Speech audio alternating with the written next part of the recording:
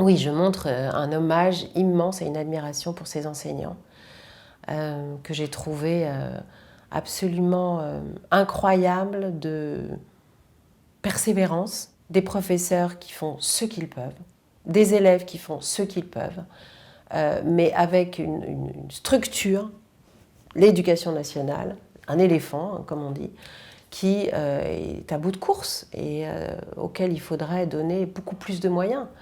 Moi, j'étais absolument sidérée de voir à quel point les profs sont en détresse, en fait, et ils ont une abnégation totale, une obsession même, je dirais, de leurs élèves.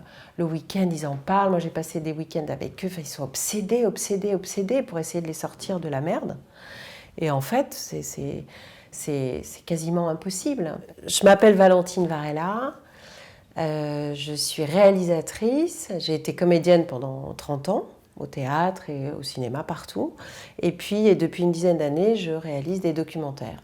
La Générale, en fait, je faisais de la gym avec une prof, avec une femme qui était comme moi, à lever la jambe, etc. Elle racontait à quel point les élèves étaient en détresse, que c'était vraiment des situations très difficiles d'enseignement et pour la vie des élèves. Et Imen, elle est où? Imen, je sais que tu voulais faire général, mais avec le nombre incalculable d'absences que tu as, c'est pas possible. Elle a dit, mais tu sais, je pars à la retraite l'année prochaine. Et je lui dis, oh, j'arrive. D'abord, on a suivi des classes de première. Et puis, en première, les jeunes étaient très conscients de la caméra. Donc, on a arrêté, en fait. On s'est dit, non, c'est pas possible. Donc, on est redescendu en classe de seconde. Et là, bizarrement, les élèves de seconde sont moins conscients de la caméra. Ils sont encore des enfants. C'est vraiment le passage entre l'adolescent et l'âge adulte. Et au bout de 2 minutes et demie, ils nous oubliaient. Il y avait plein d'élèves super intéressants. Mais d'abord, il y avait des élèves qui avaient des histoires assez dures. Et donc, en fait, en gros, ils avaient tous des histoires dures.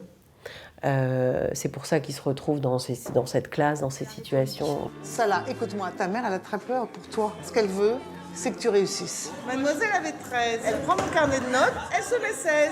Mais ça va être une exclusion, jeune fille. Vous êtes une classe qui pourrait être une bonne classe. Vous pouvez tout à fait réussir, mais bon, il va falloir grandir. On est resté 1 an dans la classe, à raison de 3 matinées par semaine, à peu près, ou 3 matinées après-midi, mais on y allait au moins 3 fois.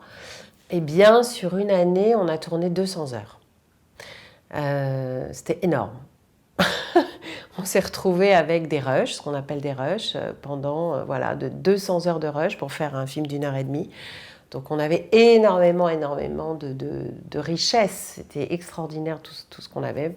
C'est pas les mômes qui sont pourris de naissance, c'est le système, à force de n'exiger jamais rien d'eux. Ils ont besoin, on leur demande de s'élever, de faire mieux que ce qu'ils sont. Je dirais que le film est un regard sur l'état de l'éducation nationale aujourd'hui, un instant T, dans un contexte assez extrême, mais qui en fait est assez général.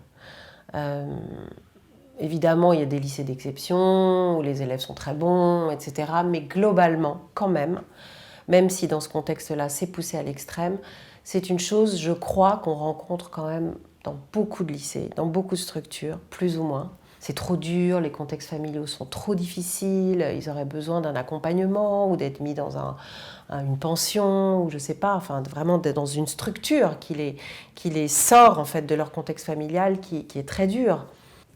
Donc aujourd'hui, je pense qu'il faudrait vraiment repenser à la façon dont ces élèves-là sont accompagnés. Voilà. Mais ce n'est pas mon rôle. Mon rôle, c'est simplement de montrer ça, en tout cas, leur détresse. Venez.